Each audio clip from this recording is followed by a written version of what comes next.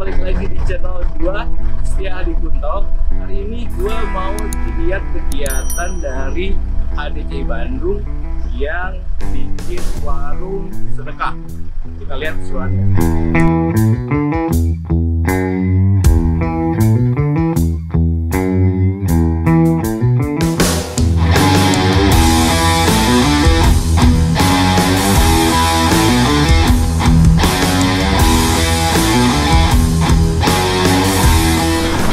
Berapa bungkus hari ini Om?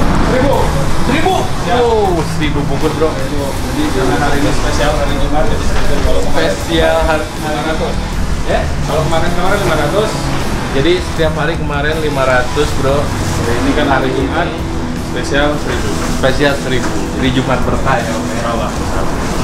Menunya apa nih menunya? Menunya 3 macam, ada ayam goreng, ayam bakar, sama ayam taliwa. Terus tempe tahu lalapan sambal. Udah komplit ya? Udah komplit. 1000 box, harganya cuma 3000, komplit, kenyang. Gede kayak gua. Oh, makasih Om.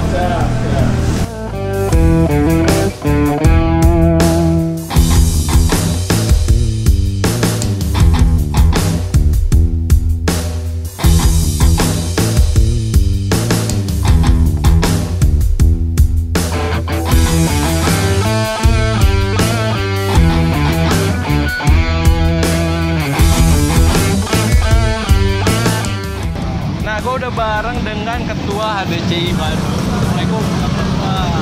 Waalaikumsalam warahmatullahi wabarakatuh. Gimana nih kegiatan warung sedekah nih kelihatannya? Alhamdulillah hari ini kita sudah menginjak hari kelima, di mana kita bekerja sama dengan warung Sitkah ya di Wastu Kencana. Dari HDCI Bandung memberikan 5.000 paket nasi yang kita salurkan kepada masyarakat.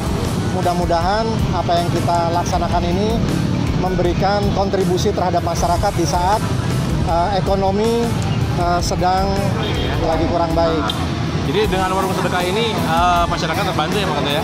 Ini Mudah-mudahan masyarakat bisa terbantu dan programnya sampai kapan gitu? kita harapkan program ini sampai Lebaran ya. Nanti mungkin Lebaran kita akan melanjutkan dengan program-program lain. Oh, Yang tentunya kita masih tetap membantu masyarakat yang terdampak akibat ekonomi dengan adanya virus wabah COVID Corona 19. Nah, jadi ini tuh paket 15.000 dijual 3.000 ya Pak Ya. Ketua ya? Dijual 3.000. Jadi 3.000. tadi gue udah ngobrol juga untuk mendidik masyarakat biar tidak menjadi Betul. peminta-minta ya. Jadi Betul. tujuannya, nah boleh dijelasin lagi nggak Pak Ketua? Jadi kenapa Kenapa harga kita tetap membayar masyarakat itu 3.000? Ini paket sebenarnya paket berharga 15.000 sampai 18.000. Kita bikin 3.000 supaya kita mengajari juga masyarakat agar mereka juga terbiasa untuk tidak terbiasa untuk menerima secara gratis ya? gratis. Itu yang pertama. Yang kedua, kenapa kita buat masyarakat tetap membeli dengan paket 3.000? Karena kita harapkan program ini dapat berkelanjutan. Jadi dana-dana yang masuk ini tetap bisa membantu masyarakat untuk istilahnya kita salurkan kembali dana-dana yang terkumpul itu untuk masyarakat yang tidak mampu. Oh, jadi yang 3.000 ini kita salurkan lagi? Tetap kita salurkan lagi untuk setiap harinya berapa yang terkumpul itu tetap kita keluarkan lagi untuk masyarakat terdampak. Nah, untuk sumbangan sembako dan lain-lain ya. Sukses terus Pak Ketua dengan HDCI Bandungnya. Mudah-mudahan makin berkah, makin jaya HDCI. Terima kasih Pak Ketua. Terima kasih. Assalamualaikum. Ketemu lagi. Waalaikumsalam warahmatullahi wabarakatuh. Gue udah ketemu sama wakil ketua dari HDCI Bandung. Pak Ketua, siap. Gimana Pak Ketua? Ini dengan konsep warung sedekah ini tujuannya apa nih? Alhamdulillah nih, ini merupakan sebuah program dari teman kita, member kita, terutama HDCI dalam rangka ikut berpartisipasi program pemerintah untuk lebih peka berempati terhadap lingkungan sekitarnya. Nah, kami sudah beberapa hari ini sudah melakukan dibilang donasi untuk nasi kotak seharga 15.000 kita jual hanya dengan Rp3.000 per hari 500 porsi sorry. Per hari 500 porsi selama 10 hari 5.000. Nah setelah ini kami punya program untuk membagikan sembako paket. Sembako seharga 100.000 dijual hanya 10.000. Nah, ini merupakan kegiatan dari HDCI Bandung, mudah-mudahan bermanfaat bagi masyarakat. Kemudian merupakan sebuah ibadah kita juga membantu masyarakat yang kurang beruntung yang terkena dampak langsung dari COVID-19 ini. Jadi nanti ada program lagi ya sembako? Ada program sembako. Setelah program sembako kita nanti ada jual kayak mukena, sarung untuk mau menghadapi Lebaran. Oh gitu. Jadi iya. Setelah ini jangan lupa ada program sembako ya. Sembako Harganya 10.000 loh, bro. 10.000 paket 100.000 dijual 10.000. Oh itu. Nah itu mulainya tanggal berapa tuh kira-kira? Mulainya tanggal 21, 22, 23. Jadi brother semua jangan lupa tanggal 23-an itu ada sembako murah harganya 10.000 loh. Iya. Ini 3.000 untuk makanan sembako murahnya 10.000 ya. 10.000 hanya 2 hari. Isinya apa aja? Isinya Isinya nanti seperti minyak, beras, gula, tepung. Ada peda. Peda nanti aja kalau kita ke Ponyo. Oh iya. Iya. Seperti sekarang. Nah, tuh ada yang tanya tuh langsung ya. Mulai nanti berapa kilo? Berasnya berapa kilo? Antara 3 sampai 5 kilo. Iya. Nah, Berasnya 5 kilo. nanti bakal dirancang untuk yang sembako murah Rp10.000. Dan nanti ada mukena katanya. Mukena ya. Sejadah itu nanti untuk menghadapi Lebaran. Untuk menghadapi Lebaran. Iya. Ya, mudah-mudahan berkah terus Pak Ketua. Amin. Pak Waketu. Saya Waketu loh. Iya. Ketuanya ini nanti saya dibilang naik pangkat. Sehat terus Pak Waketu. Amin. Terima kasih. Tambah berkah. Sukses juga sukses. buat Dinda Kunto ya. Amin. Sebagai YouTuber semakin sukses. Amin. Ya, YouTuber. Nanti kita support terus, subscribe. Apa namanya? Setia Hadi Kunto. Setia Hadi Kunto, subscribe jangan lupa. Amin. Makasih, Bang. Gue udah bareng dengan sekjen dari HDCI Bandung. Nah, Pak Denny BCA nih, Pak Denny BCA panggilannya. Pak Denny, kok HDCI banyak banget kegiatannya nih? Ini dalam rangka apa nih?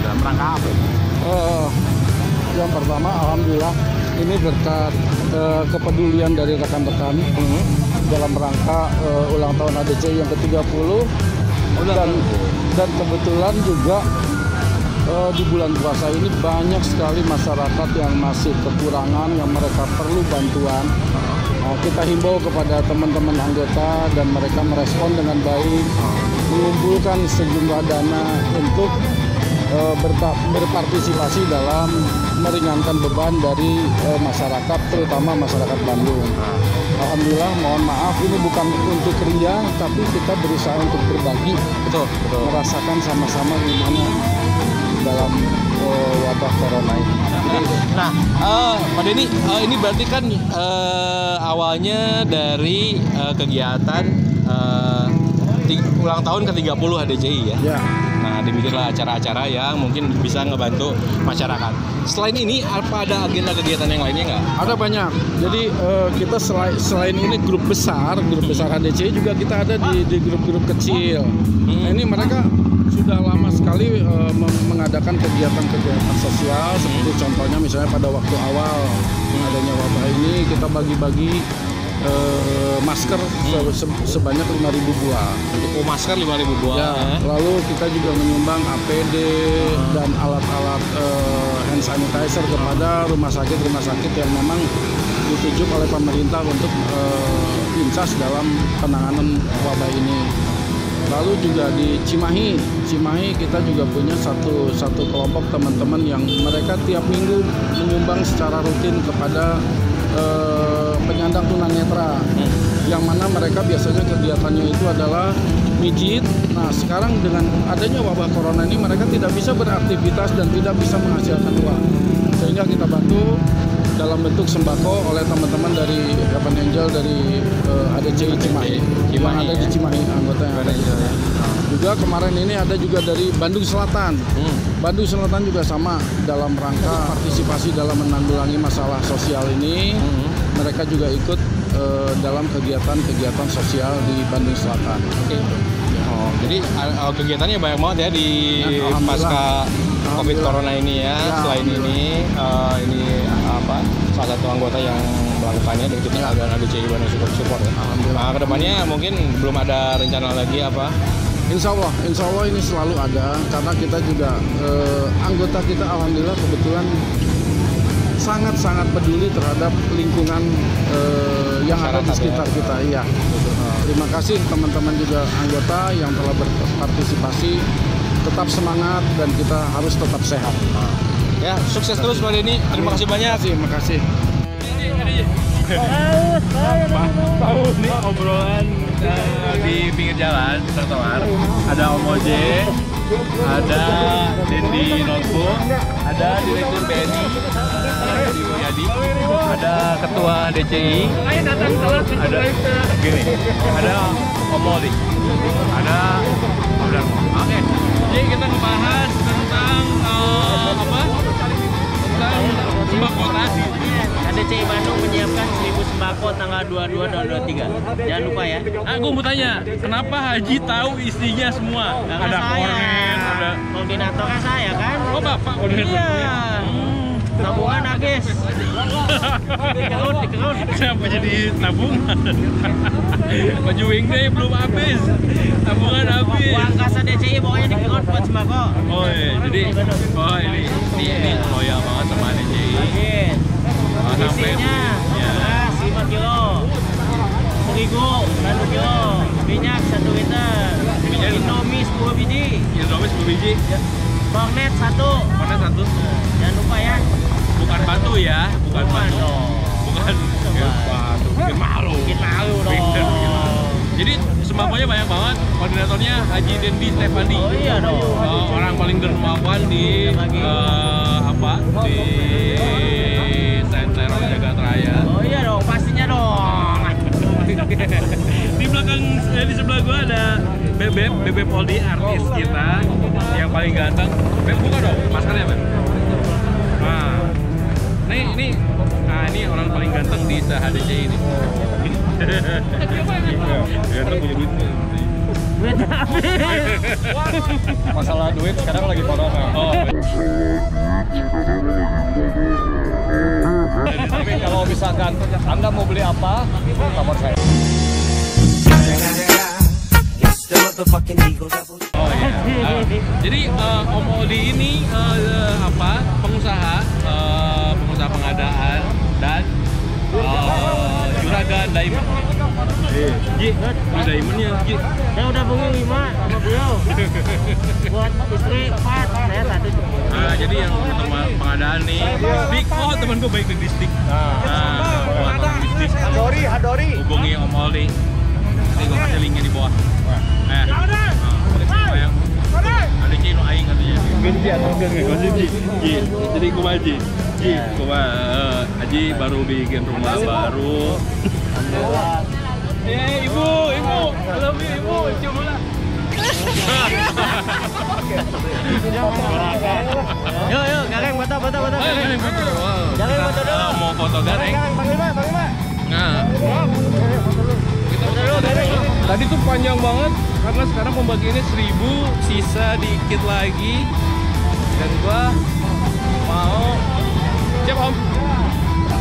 Nah, mereka harus cuci tangan dulu karena untuk higienis ya. Sisanya dikit lagi, paling beberapa biji lagi. Nah, itu ada rombongan dari Harley juga, tapi nggak tahu Harley mana. Nah, gitu ya. Rombongan dari BBMC, makasih. Oke, siap Om.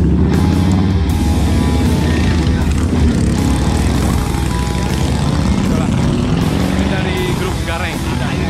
Akhir mah kesanatnya ninggalin gua itu kalau luar sampai. Oh, nya beberapa tahun gitu nya. Tiga waino we. Beberapa betan tuh pakai motor ya. Ya, iya udah keluar. Nah, ini kolot bedegong. Keluar pakai motor harus Jatahnya di keluarnya buat partai. Jadi saya jadi si Waino nih umurnya baru 20 tapi duitnya udah banyak banget. Oh, Pak RT. Ini ada satu RT di Bandung yang fenomenal, gajinya sampai 1 miliar. Iya, betul.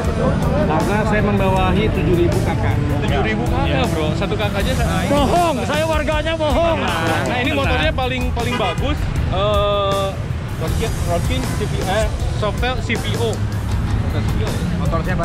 Tapi percuma, nggak bisa berlian. Iya, bikin malu. Ya, apa? Duitnya banyak RT ini. Tapi buat lifestyle, No way. not complete original, no.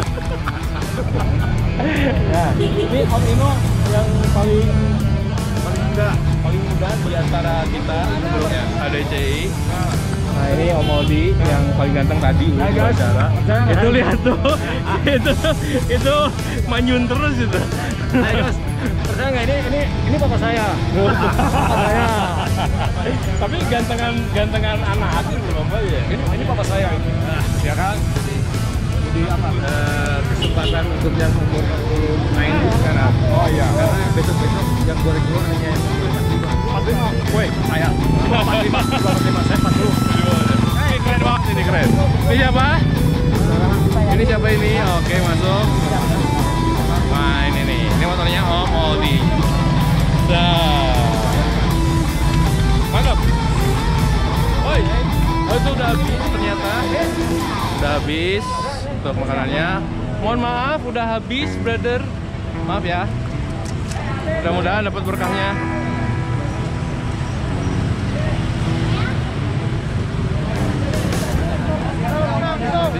Aiza, gimana? Berjalan lancar, sukses. Nah, gue udah ketemu sama pencetus dari ide warung sedekah, Om Endra Boma. Gimana Om? Kenapa bisa tiba-tiba terinspirasi dengan warung sedekah? Warung sedekah itu karena konsepnya kita berjualan tetapi ada unsur sedekahnya. Jadi barang yang kita jual harus barang yang jauh lebih murah daripada harga modalnya. Ya kita melihat kondisi sekarang di tengah pandemi daya beli masyarakat yang kurang. Tapi kenapa kalau ada percayaan nggak dibagiin aja? Ya karena kita nggak ingin ngajarin masyarakat untuk punya mental pengemis. Jadi tetap harus beli. Oh, jadi tujuannya biar masyarakat tidak mempunyai mental pengemis ya, minta-minta. Jadi dihargain 3.000. Jadi bro, jadi kalau lihat di billboard tuh ada harga 3.000. Nah, itu untuk mendidik masyarakat biar dan lagian untuk memastikan yang datang ke sini yang memang perlu paket ini, karena kalau kita sekedar bagiin mungkin saja di rumahnya sudah ada 3-4 nasi kotak dari lembaga-lembaga yang lain. Jadi kalau misalnya mengantri seperti ini, berarti itu benar-benar mereka membutuhkan ya. Gitu. Ya jadi dari pencetus warung ini, Om Endra Boma, warung sedekah ini dari Boma Advertising nih. Ya, nah, bekerja sama dengan HDCI Bandung dan Aljabar ya? Aljabar. Ya, gue udah bareng lagi sama ini nih, Panglima dari HDCI bro. Panglima Gareng. Gisop, Kang Sofyan. Gimana Kang Sofyan? Sehat? Alhamdulillah sehat. Nah, gimana lihat kegiatan ini nih sampai ramai begini seru? Alhamdulillah ini kegiatan HDCI Bandung tuh yang membagikan 5.000 paket sembako gratis. Hari ini tuh kebagian yang kebagian tuh Gareng ya, Gareng Racing Team. Jadi jadi yang bagian jaga ya? Bagian jaganya Gareng Racing Team itu adalah salah satu sub kelompok bermain lah, kelompok kecil dari HDCI Bandung yang berfungsi hari ini buat menjaga para kerumunan warga untuk sembako yang 3.000 dari HDCI Bandung. Oh, jadi ini tuh ada small group di HDCI. Ya, betul. Itu salah satunya Gareng. Hari ini hari Jumat yang berkah ini kebagian Gareng ya. Ya, yang bagian jadi piket lah, insya Allah. Yang jaga masyarakat untuk kebagian untuk warung sedekah ini. Gitu ya. Hari ini ada berapa banyak ya? Ada 1.000 ya. Katanya sih 1.000 ya. Nah, 1.000. Ya mudah-mudahan semuanya kebagian. Kalau nggak kebagian mungkin besok lagi juga warga bisa mendapatkannya. Ya, terima kasih Bang Lima. Oke, thank you. Sehat selalu, makin sukses, makin keren. Nah, bareng dengan Ketua Janda. Ketua dari bidang organisasi HDCI. Nah, organisasi HDCI ini bisa kayak gini. Nih. Dia nih yang bikin kericuhan. Nah, Ji, gimana Ji? Ini sukses banget Ji. Setiap bikin acara sukses apa segala macam. Karena Haji sebagai ketua organisasi. Gimana? Bukan jangan lupa ini gimana ini? Kegiatannya gimana? Meriah banget. Alhamdulillah ini kegiatan hari yang kelima. Hari yang kelima ya? Ya, yang dilakukan oleh HDCI Bandung. Kita ngadain acara baksos ini yaitu pemberian makanan ayam kumplit. Di situ ada nasi, ada ayam, ada tahu, tempe, ada jambak roti juga ada di situ. Ada pedang, tempe ada. Oke. Ada semua pokoknya dengan harga Rp3.000. Nah, ada harga Rp3.000. Pokoknya juara HDCI Bandung. Rp3.000 ya. Hari ini kita siapkan 1.000 porsi khusus hari ini. Khusus hari ini 1.000 porsi. Ya, kemarin itu perintah dari ketua HDCI. Nah, ini setiap kegiatan ini nih karena dia ketua bidang organisasi yang mengurus semua organisasi. Haji, ke depan apa lagi nih? Ke depan insya Allah tanggal 22, 23 kita akan mengadakan sembako murah dengan harga Rp10.000 yang terdiri dari beras 5 kilo, minyak, kemudian ada kornet, ada terigu. Pokoknya harganya dan gula pasir harganya Rp10.000. Haji yang bungkusin? Oh iya dong. Dari mana aja tuh sembakonya Haji? Oke, sembako itu pokoknya sumbangan dari seluruh anggota HDCI Bandung. Kita udah menyiapkan kurang lebih 10.000 sembako. 10.000 sembako? Untuk tanggal 22, 23. Itu kerjasama sama semua anggota HDCI Bandung? Enggak, misalnya vendornya tuh dari mana? Enggak, kita buat sendiri. Oh, bikin sendiri? Kita bikin sendiri. Boleh dong saya jadi vendor? Boleh, tapi harus siap rugi. Kalau jadi vendor harus siap rugi dong. Oh iya. Jangan untung kan ini. Bapak ini. Oh iya dong. Siap rugi, uang saya habis ini. Bapak enak uangnya tuh. Dapat duit. Jangan lupa. Subscribe non. Jangan lupa beli merchandise. Jangan lupa beli merchandise Wing Day 2K20. Harganya cuma Rp350.000. Mohon maaf, ini wisan doang, rambutnya udah banyak wis. Jadi lupa bahagia. Jangan lupa bahagia. Jangan lupa beli merchandise. Dibayar. Subscribe. Saya di Kunto. Ya, siap J, makasih J. Thank you.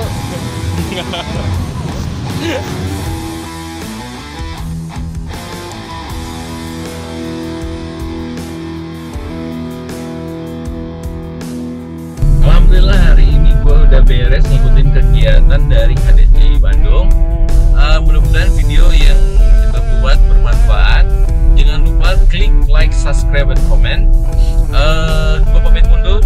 Assalamualaikum warahmatullahi wabarakatuh.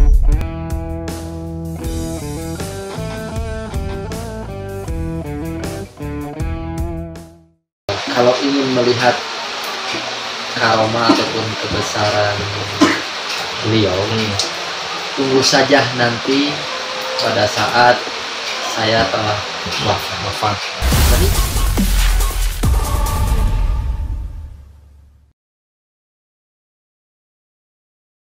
Oke, balik lagi dan gue assalamualaikum warahmatullahi wabarakatuh di channel gue Setia Hadi Kunto. Gue mau ngobrol-ngobrol bareng sama Ustadz Ruli yang ngerti banget tentang ilmu hikmah. Yuk.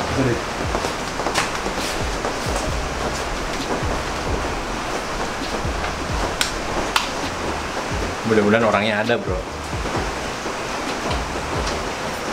Assalamualaikum. Ya, waalaikumsalam. Masya Allah, Ustaz. Assalamualaikum.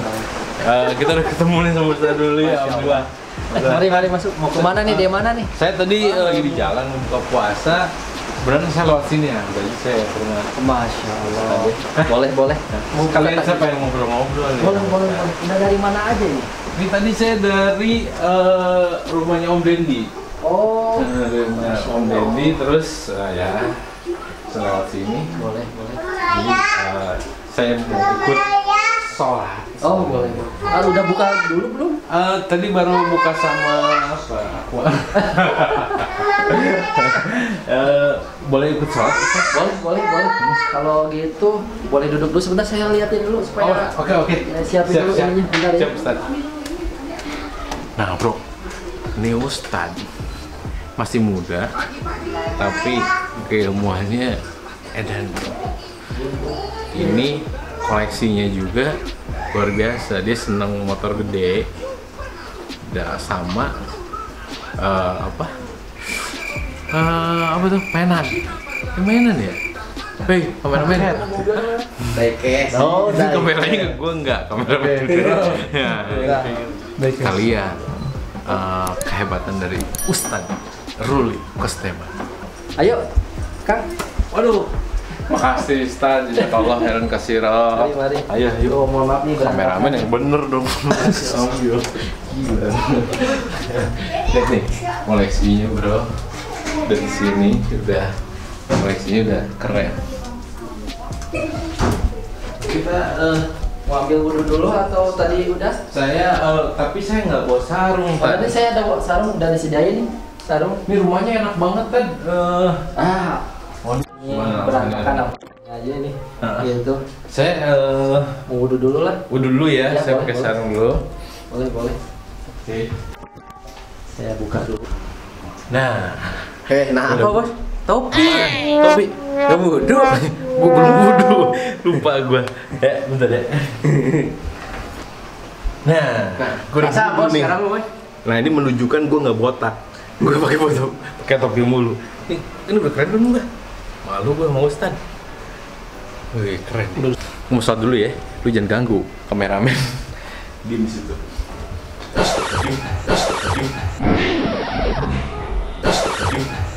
Sudah siap? Siap. Topi. Ya. Sudah. Gak usah ya?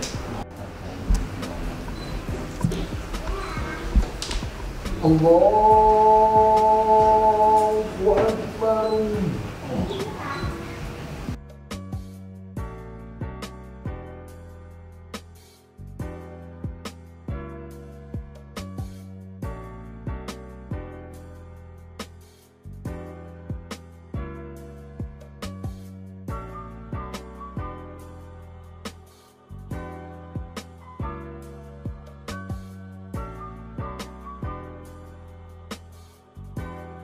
Jadi ini gue bingung nih dengan Ustadz Ruli, banyak banget foto-foto dari guru-gurunya nih.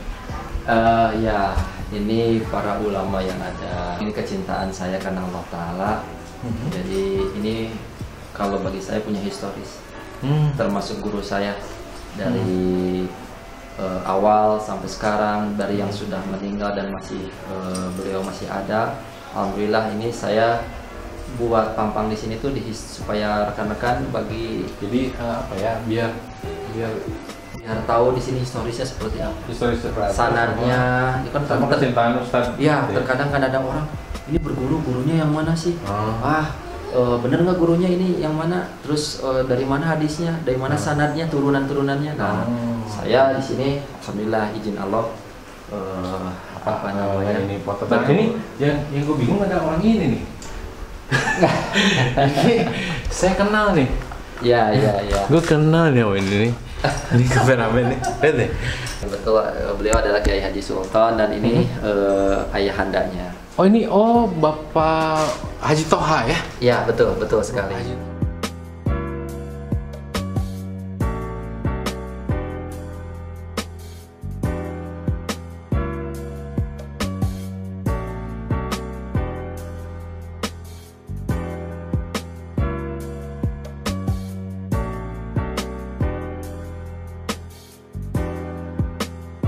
Nah, alhamdulillah nih, gue tadi jalan dari lantai 1 sampai lantai 4. Jadi rumahnya 4 lantai dan tematik banget, keren banget ya rumahnya. Ya, Titipan Allah. Titipan Allah ya. Jadi lantai pertama tuh tentang keluarga, yang kedua tentang agama, yang ketiga tuh tentang tadi udah di review ya, udah dilihat juga tentang apa hobi-hobinya Ustadz. Nah sekarang kita di lantai 4, sebetulnya view-nya enak banget. Tapi karena hujan ya tadi ya. Mungkin nanti akhir season bisa kita mudah-mudahan ada hujan ya. Nah kan saya penasaran banget tuh dari tadi yang foto-foto ya. Bukan foto-foto, ya foto-foto nih di lantai kedua dulu nih kita bahas. Foto-foto nih, Ustadz tuh sebetulnya apa? Ikut pesantren atau gimana kan? Berguru gitu? Ya, ini cukup unik ya. Kalau disebut pesantren, ya, tapi nggak full time lah zaman sekarang tuh. Jadi ada yang disebutin saya ini nyantri, tapi nyantri kalong. Nyantri kalong. Iya, nyantri tapi nyantri kalong, bahasa pesantren itu. Nyantri kalong itu biasanya orang dari luar ikut guru ilmu di pesantren. Kalau yang nyantri beneran mah kan dia datang sama orang tuanya, daftar ke suatu pesantren dimanapun, terus sampai berjenjang berapa dari usia kecil, itu, gitu. terus jadi ulama dan sebagainya. Nah saya gitu. Iya, jadi kalau nyantri kalong tuh mungkin dia lebih kayak orang non-muslim mencari-cari jati diri, berlabuh di muslim ya, gitu ya. Betul, mungkinan kayak gitu. Atau misalkan ada orang hijrah atau sebagainya. Hijrah ya. Apa namanya kondisi yang ada, mungkin kita ingin ada perbaikan pembelajaran terhadap agama lebih seperti apa. Nah kebetulan saya ini mungkin izin Allah semuanya lakonnya dipertemukan ada beberapa pesantren dan memang dari dulu saya senang. Tapi karena senang ini kan belum tentu realitanya mudah ya, gitu. Karena saya kan dari mulai dididik tuh memang secara agama iya, tapi tidak langsung di pesantren, di sekolah biasa, secara moderat ataupun misalkan seperti biasa SD, SMP, kuliah, S1 dan lain sebagainya. Nah, sampai sekarang lulusan ITB ya. Ya alhamdulillah, izin Allah juga itu. Gitu. Nah, cuman di sisi lain kita harus punya guru mursyid. Nah, guru mursyid itu, guru mursyid itu jadi kalau kita mau memperdalam suatu ilmu agama, belajar itu harus ada guru. Iya betul. Biar tidak keblinger, kan gitu. Obat itu harus ada dokternya, biar pas dosisnya, kan begitu ya. Betul. Nah, ini juga sama ilmu agama. Kalau obat itu kelebihan dosis, efeknya jadi pusing. Atau apa namanya, jadi tambah penyakit baru. Kalau agama itu lebih kepada mental, psikologis yang menjadi goyang. Saya ilustrasikan, motor diisi bensin kan, lumrah. Tapi pas waktu motor itu diisi bensin, suatu kala itu diisi setengah gelas air putih, rusak apa tetap maju? Iya, rusak. Nah, itu ibarat kata seperti itu. Jadi balik lagi ya, apa namanya ya, jadi kita harus punya guru mursyid. Guru mursyid siapapun juga punya. Ya, kalau guru mursyid itu harus satu guru apa kayak misalnya kita ke dokter ya, tadi ilustrasinya dokter ya. Misalnya kita dokter sini terus kita belajar lagi di dokter misalnya datang lagi ke dokter sini. Betul. Itu kalau di agama nih itu gimana efeknya gimana? Ilmu itu tidak harus dari satu sumber, tapi kita harus menghargai satu sumber awal. Dalam artian kita berguru di siapa, di pertamanya mungkin di ulama A, gitu. Jangan lupakan beliau. Nah, tetapi kita hormati, tapi di sisi lain ada guru yang lain kita juga berguru. Jadi artinya ilmu itu luas. Yang paling penting adalah mampu tidak kita untuk bisa mengolah, memproses ilmu tersebut. Sehingga jadi baik lagi ke guru mursyid itu pada saat kita menerima ilmu, kita selalu sharing dan bertanya, sudah cukupkah ilmu ini? Berapa kalikah zikirnya? Berapa kali yang harus dipuasakan? Misal seperti itu. Ibadahnya harus apa saja? Nah kalau kita guru mursyidnya dari, mohon maaf nih, dari media, atau lainnya kan dari YouTube ya. Nah, betul. Jadi siapa sanatnya YouTube? Ya, itu kan setiap orang bisa, cuman tidak tahu kapasitasnya. Iya, betul. Seperti nah, jadi kayak tadi foto-foto yang ada di lantai 2 itu itu guru-guru ustadz mau yang mempelajari tentang apa tadi? Ya, itu sebetulnya sederhana saja. Kan beragam ya ilmu itu, ada fikih, tauhid, ada ilmu hikmah, kemudian juga ada ilmu tasawuf ataupun ilmu lainnya banyak sekali. Nah kebetulan di sini alhamdulillah saya sih nyadar diri bukan dari pesantren asli gitu.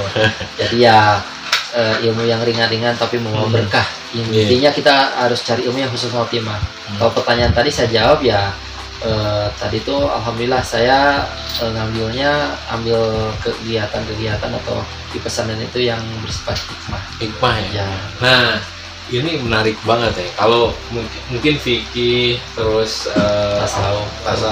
dan lain-lain ya, itu ya mungkin kita bisa belajar, kita tinggal baca ya fikih, terutama fikih hukum-hukum ya. Betul. Itu hukum-hukum. Jadi nah ilmu hikmah nih, nah apa sih yang disebut dengan ilmu hikmah tuh? Cuman saya kalau lihat dari perilaku Ustadz itu jauh luar biasa ya, segalanya dijaga apa segala macem gitu ya. Nah ilmu hikmah ini apa nih? Ya relatif ya, setiap orang itu memandang penilaian ilmu hikmah itu seperti apa. Tapi saya tetap menghargai setiap orang itu punya persepsi masing-masing tentang ilmu hikmah itu apa. Tapi bagi saya pribadi, ilmu hikmah ini lebih kepada adab-adab seseorang untuk mengenal siapa itu Allah SWT. Pakai cara apapun mengenal Allah itu kan bisa. Beragam metode, beragam ilmu apapun juga untuk mengenal Allah bisa. Sesuai dengan kapasitas ataupun kebiasaan masing-masing. Nah seperti itu. Jadi kalau katakan lagi tadi ilmu hikmah adalah sederhananya adalah adab-adab untuk mempelajari kedekatan kita terhadap Allah SWT. Nah adab-adab ini seperti apa? Nah ini dibuat sederhana. Kan terkadang cara pendekatan kepada Allah adalah harus baca Al-Quran. Memang harus baca Al-Quran. Pendekatan kepada Allah itu harus sholat 5 waktu. Betul sekali, wajib 5 waktu. Tapi yang paling sederhana, apakah dari hati kita itu benar-benar sudah dekat atau belum? Nah, kita pakai adab-adabnya di sini. Jadi bukan sekedar baca Quran. Ya, gitu ya? Betul. Jadi itu bagian yang paling pokok utama. Tapi ada hal lain ilmu hikmah yang dikategorikan tambahan-tambahannya. Apa itu tambahan-tambahannya? Berzikir, berpuasa, belajar mengencangkan ikat pinggang bahasanya supaya kita mengalami betul. Pasangin batu-bata. Jadi terus yang ketiganya sampai kita merasa ada titik puncak di mana ilmu hikmah itu bisa kita dapat atau kita rasakan, itu adalah merasa ketenangan ibadah itu sangat sangat baik kita terima, itu tenang sekali, nyaman gitu rasanya di. Jadi intinya ilmu hikmah itu mengenal Allah lebih dekat mengenal Allah gitu ya. Betul sekali. Nah, ilmu hikmah nah dari ilmu hikmah ini yang Ustadz rasakan itu apa tadi perbedaannya setelah mempelajari gitu. Perbedaannya apa? Ilmu hikmah setelah saya pelajari dalam artian akhlak kita akan dengan sendirinya lembut. Kemudian kondisi apabila kita mengalami kesulitan, kemudian cobaan dan lain sebagainya kita terima dengan tenang. Intinya kita akan lebih tawakal, sabar, ikhlas. Seperti itu. Kadang-kadang ada orang yang susah untuk menerima itu. Dan banyak kejadian-kejadian yang saya anggap aneh. Saya anggap aneh, dan itu merupakan datangnya dari Allah SWT. Percaya dan tidak percaya itu terjadi. Ya, jadi semua yang tadi saya dapat perjalanan juga tadi ya. Apa yang Allah tentukan itu yang terbaik gitu ya. Betul. Belum tentu. Belum tentu apa yang kita anggap benar itu adalah benar di mata Allah. Dan belum tentu apa yang dianggap kita salah bisa jadi oleh Allah adalah benar. Iya, jadi tawakal ya. Jadi sami'na wa ata'na. Berserah diri, jalanin, tapi bukan berserah diri ya udah saya makan tengah jalan udah makan tanpa ikhtiar. Sami'na wa ata'na itu ketentuan Allah. Kita udah upaya begini, ada kita syukuri, alhamdulillah. tidak pun juga tidak apa-apa. Jadi kita bahasanya tidak ada suatu beban. Seperti itu. Dan akhirnya pada saat kita ada satu titik kita mengenal Allah, dunia itu ngikut. Ngikut itu. Ngikut tuh bukan ngintil atau seperti apa. Apa yang kita minta ada. Allah kasih ya. Betul. Jadi, karena menjalankan ibadahnya juga sudah tidak mengharapkan nah ini satu yang perlu disepakati ataupun saya harus bercerita. Sholat itu kewajiban atau apa ya sebutnya itu? Kebutuhan menurut Bang Kunto. Menurut saya kebutuhan. Ya, kebutuhan. Jadi gini Bang Kunto, hidup ini dalam satu hari 5 waktu ini, itu tuh sebetulnya kalau secara ilmu hikmah, bahwa kita ini hidup untuk menunggu azan. Betul. Bukan sholat itu ngisi waktu dalam waktu kesenggangan. Bukan. Jadi ada kata-kata sambil kita lagi kerja mungkin pas satu Allahu Akbar. Tar lagi nih bentar lagi ini belum selesai, belum kelar. Bukan begitu. Bukan kalau sholat asar dilakukan menjelang maghrib, sholat maghrib dilakukan menjelang isya. Itu salah. Jadi udah salah tujuan ya. Betul. Jadi niatkan dalam hati kita adalah bekerja atau aktivitas apapun itu adalah menunggu azan. Jadi pas waktu azan kita perintah. Betul. Karena memang ada ininya ya. Diciptakan hanya untuk beribadah. Jin manusia diciptakan hanya untuk beribadah pada Tuhan gitu ya. Betul. Jadi kalau kerja itu hanya sebagai hiburan aja. Terus yang keduanya, yang soleh juga mungkin bisa jadi salah, apalagi yang salah. Nah kan begitu. Tapi ada hikmahnya lagi. Kalau yang salah bisa lebih soleh. Bisa jadi. Semuanya hikmah itu adalah semua berpikir positif. Setiap orang itu jangan berpikir bahwa apalagi saya di sini mohon maaf terlihat pakai sorban, pakai peci, terlihat wah ini suci atau sok benar atau jangan lihat ke situ.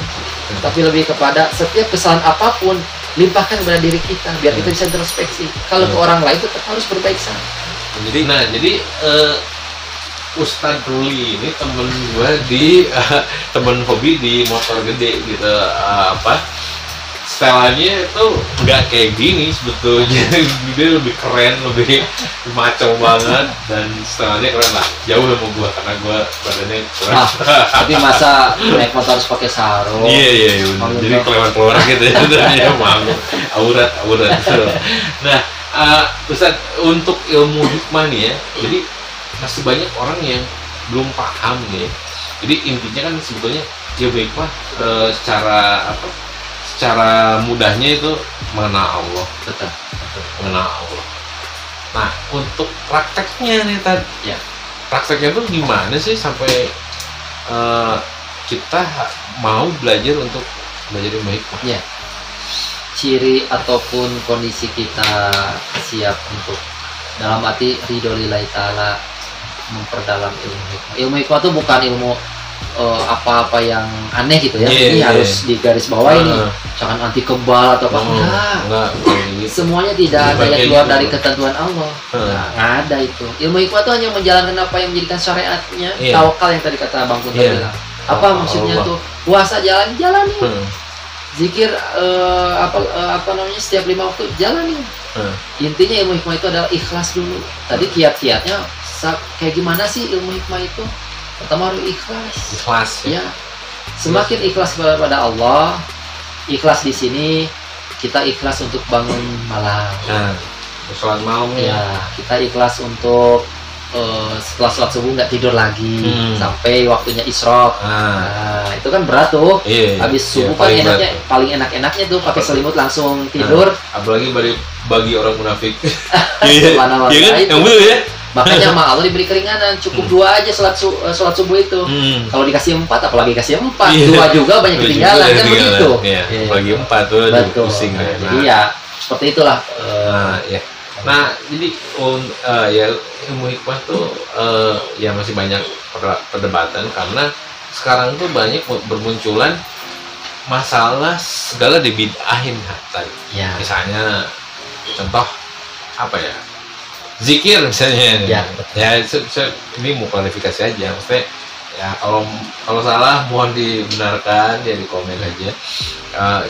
Jadi zikir misalnya Rasul berzikir hanya misalnya 3 kali istighfar dan 33 kali subhanallah alhamdulillah dan lain-lain gitu ya.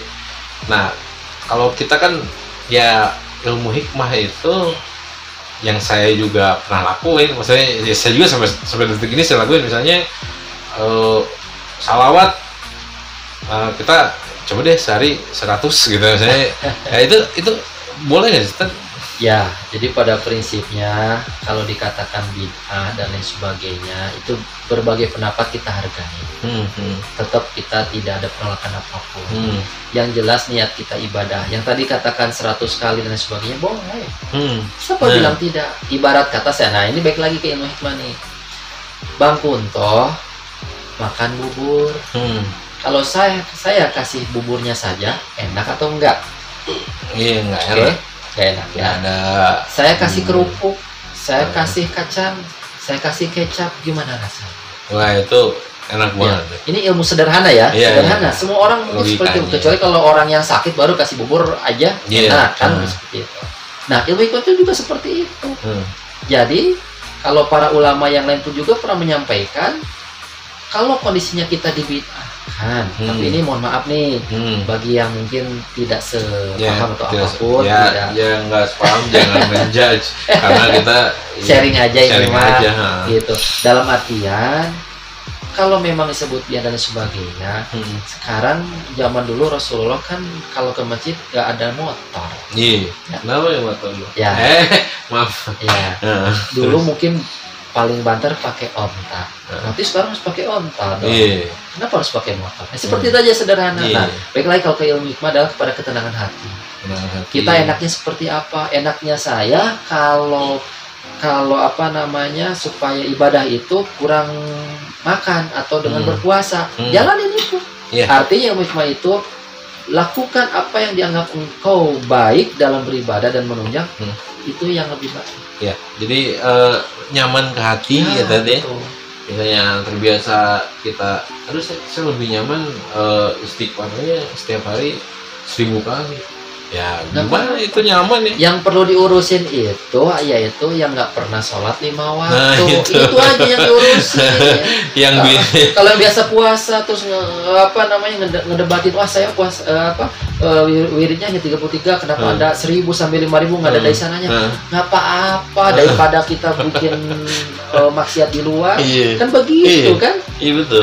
dengan ngewirid dengan wirid 1000 aja kemungkinan setan masih banyak ya, betul. Nah, ilmu hikmah itu muncul. Nah, sekarang saya agak sedikit lebih detail. Ilmu hikmah itu muncul misalkan orang itu kok bisa jadi seolah-olah mohon maaf bercahaya, mungkin bercahaya karena saking sering wudhu. Ilmu hikmah itu misalkan muncul, ini orang kayaknya nggak ada masalah, kayaknya didemenin orang aja ini tuh, setiap muncul didemenin orang, kagak ada musuhnya. Bukan karena dia punya ilmu, bukan ilmu apa, misalnya ilmu pelet, ilmu asin, enggak. Tapi dari apa? Karena hikmah. Dia biasa berpuasa, karena akhlak juga. Karena dia biasa mendawamkan zikir, asma Allah segala macamnya. Itu ngefek. Kayak kita minum obat, efeknya apa? Efeknya jadi nggak pusing, seperti itu. Nah, betul. Jadi ilmu hikmah tuh bagus banget sebetulnya untuk diterapin. Karena yang gue dengar nih, gue juga suka dengar kajian dari beberapa ustadz itu, ya memang ilmu hikmah tuh bener-bener dia beribadah karena Allah aja gitu. Harus lillahi ta'ala, bukan kata siapa-siapa. Bukan karena Fortuner, bukan karena motor Harley ya. Jadi akhirnya pada dasar coba mungkin kita simak ulama-ulama besar nih, karena kita simak baik-baik. Ulama itu kan pekerjaannya apa? Jadi kondisinya kalau mungkin bagi saya pribadi sebagai seorang konsultan itu kan udah tahu saya ikhtiarnya sebagai kuli atau lain sebagainya mendapatkan kegiatan aktivitas gitu kan. Tapi kan kalau ulama beliau berdakwah karena Allah Ta'ala dan sebagainya, itu rezeki itu ngalir sendiri, bukan ditarif ya. Ulama itu memang ada sendirinya, beberapa rekan yang bertarif itu mah pribadi masing-masing lah. Ya memang rezekinya itu ya, memang rezekinya. Jadi ya apa untuk ilmu hikmah itu sangat baik kalau menurut gue ya gitu. Jadi kebetulan gue ketemu sama yang telah menjalankan ilmu hikmah ini. Nah, masih belajar ya, tapi ilmunya udah hebat banget. Nah, kalau ilmu hikmah itu apa dia ini nggak apa namanya ada kumpulannya atau ada organisasinya, atau kan kayak misalnya ada yang lain tuh ada ya kayak komunitas dan komunitasnya gitu. Kalau misalnya kayak ilmu hikmah ini ada nggak sih? Kalau misalnya kita mau berburu atau mau apa, misalnya kan orang tuh banyak yang nggak tahu tentang ilmu hikmah ini, jadi hanya sholat ibadah terus kajiannya nonton YouTube. Nah, kemungkinan ilmu hikmah ini ada nggak sih ininya organisasinya atau misalnya kajiannya di mana apa segala macam? Jadi kalau ilmu hikmah itu bukan kayak semacam ada organisasinya, semua orang bisa. Karena ilmu hikmah itu kan ilmu Allah. Jadi tidak ada komunitas, adapun kondisi di mana misalkan sesama ulama, ada sesama yang mungkin menyenangi zikir dan lain sebagainya, sharing itu ada. Tapi kalau secara kategori resmi ada apa namanya komunitas atau perkumpulannya, saya sejauh ini melihat tidak ada. Nggak ada ya. Ya palingan kita kalau mau ke dalam ya kita mungkin datang mungkin ke ustadz terdekat ataupun mungkin melihat di sini ada pesantren dan lain sebagainya, itu bisa sharing di situ. Jadi ilmu hikmah itu kayak shadow man gitu, jadi apa orang yang di balik layar ya, lebih banyak di balik nggak ketahuan ya tadi. Betul. Jadi kalau sederhananya ilmu hikmah itu orang yang senang ini aja, dia senang ibadah, kemudian dia selalu lakonin apa yang mungkin diarahkan dari para ulamanya ya. Oh, Anda mungkin supaya bisa sehat badan berpuasa. Jadi kalau ilmu hikmah itu terkadang puasanya coba ya 3 hari saja, jangan Senin Kemis saja ada. Nah itu juga bisa kategorikan ilmu. Jadi ilmu hikmah itu lebih kepada diri pribadi. Jadi sebetulnya guru senyata-nyatanya guru tuh diri kita pribadi. Kita perdalam, cuman kita sharing nih dengan beberapa ulama, dengan para sesepuh, apakah benar nih kita langkah seperti ini, karena beliau mungkin tahu bag-bagan apa ya, kalau ininya tahapan-tahapannya seperti apa, biar kita tidak terlalu keluar dari jalur. Jadi kalau untuk ulama ulama hikmah yang sekarang menurut Ustadz nih paling hebat atau paling bagus itu siapa kan? Kalau disebut ilmu hikmah itu siapa yang paling bagus? Atau yang ulama yang sudah menjalankan ilmu hikmah ini dia yang bagus gitu ya, yang paling baik gitu. Sebetulnya kalau dikategorikan di Indonesia siapanya, aduh saya nggak bisa menjawab, semua orang juga bisa gitu. Yang penting kita yang menjadi panutan Rasulullah SAW aja, Nabi Muhammad gitu. Jadi kalau dikategorikan siapa ulamanya, aduh saya juga tidak bisa menyampaikan, dan saya pun tidak bisa menyampaikan bukan karena tidak mau, memang saya tidak tahu, karena itu ilmu hikmah semua orang juga bisa. Karena semua juga mengikuti tuntunan Rasulullah ya. Betul. Tuntunan Rasulullah sesuai dengan tuntunan Rasulullah gitu. Nah, tapi ada ulama besar dari keilmuan ini nggak? Kalau untuk yang tadi disampaikan oleh Pak Kunto, jadi saya ini juga ada ketertarikan di awal, yang awalnya saya tidak tahu ilmu seperti apa. Ini mungkin yang masih baru-baru ini yang sudah saya ikutin kemarin haulnya di Martapura di Kalimantan, yaitu beliau Guru Zaini almarhum. Guru Zaini ya? Ya, Guru Zaini almarhum. Beliau mendapatkan karomah dari Allah itu cukup banyak sekali, masya Allah. Itu menjadikan apa namanya guru buat saya lah, walaupun saya tidak secara langsung bisa bertemu karena beliau sudah wafat. Kemudian keduanya juga ada guru Zuhdi yang baru di bulan ini beliau meninggal, gitu. Beliau muridnya dari guru Zaini juga. Jadi guru Zaini itu yang apa? Iya, guru Zaini itu ulama terkemuka lah di Martapura. Di Martapura. Beliau pernah bilang kepada jamaahnya bahwa kalau ingin melihat karomah ataupun kebesaran beliau, tunggu saja nanti pada saat saya telah wafat. Dan itu terjadi. Nah, sebelum ini nih, masih banyak mungkin penonton YouTube gue yang belum tahu nih, karomah itu apa sih, Tan? Karomah. Oke. Karomah. Sebetulnya karomah itu yaitu keistimewaan. Keistimewaan yang diberikan oleh Allah SWT terhadap umatnya yang dikategorikan spesial. Di mana beliau dengan misalkan umat, siapapun umat itu juga bisa dapat, cuman Allah sudah menentukan siapa-siapanya yang bakal dapat. Betul. Nah, cuman kondisi di sini perlu kita ketahui, apakah kita bisa dapat karomah? Walau a'lam. Kita tidak ada yang tahu. Yang penting yang tadi saya bilang, samina wa ta'ana, jalanin aja, ngalir aja, ibadah yang benar, lakonin akhlak kita yang benar. Allah itu nanti akan menakdirkan suatu titik nadir akhir, sesuatu hal, suatu kebaikan yang taksir. Saya nggak dapat karomah, tapi dapat suatu kebaikan dari zikir itu. Waduh, itu juga kondisi. Karena kan ada tingkatannya itu. Ada kalau mungkin mukjizat itu kan untuk para nabi, kan? Betul. Itu untuk para wali, para syekh aulia dan lain sebagainya, itu kan ada karomah, gitu kan. Kemudian juga ada maunah. Ada maunah. Gitu. Nah, itu baru dengar tuh. Maunah itu sisi kebaikan yang apa namanya kita kita lakukan ibadah terhadap Allah SWT, dan Allah SWT memberikan sisi kebaikan dari apa yang telah kita amalkan. Karena kita kan bukan golongan wali nih, seperti itu. Jauh lah ya. Betul. Gitu ya. Wah, sangat jauh. Tapi kan kita bercita-cita ingin sekali menjadi yang terbaik dalam beribadah. Nah, tadi yang karomah tadi itu seperti itu. Nah, jadi yang tadi Ustadz ulama Guru Zaini itu karena karomahnya besar, itu sampai bisa mendatangkan orang itu karena karismanya ya. Karena karismanya. Pada saat beliau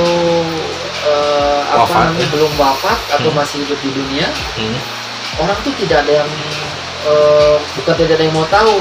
Ya mungkin sudah tahu beliau ulama udah gitu. Tapi setelah dengan sendirinya waktu bergulir beliau wafat, dan dari dengar kejadian, kemudian kok ada kejadian-kejadian yang takjub Allah tunjukkan kepada almarhum Guru Zaini, dan terlihat dikategorikan itu adalah karomah. Akhirnya mereka berbondong-bondong. Nah, jadi sebetulnya bisa dikatakan beliau itu wali kutub. Wali kutub ya? Betul. Wali kutub, nah itu yang gue belum tahu juga. Wali kutub. Jadi banyak banget sebetulnya yang mesti dibahas nih. Ini bisa berapa bulan. Tapi ya itu wali kutub tuh apa tadi? Wali kutub tuh umat yang diistimewakan oleh Allah. Jadi tingkat kewalian itu ada beragam. Salah satunya adalah wali kutub. Wali kutub di dunia hanya beberapa. Kita pun nggak tahu siapa wali kutub dan lain sebagainya, itu kita tidak tahu. Ya contoh kewalian lagi mungkin Syekh Maimun Zubair ya. Syekh Maimun Zubair, Pak Kiai Haji Maimun Zubair. Itu bisa saya pribadi menganggapnya beliau adalah wali. Gitu. Karena di apa? Dimakamkannya kan di mana coba? Di pemakaman Makla yang di Arab Saudi, bukan? Yang kan ada kuburan Baqi gitu kan, di Madinah itu kan ada juga. Nah, yang di Makla itu adalah Makla. Itu apa namanya Mekah kuburan khusus untuk keluarga Rasul. Iya.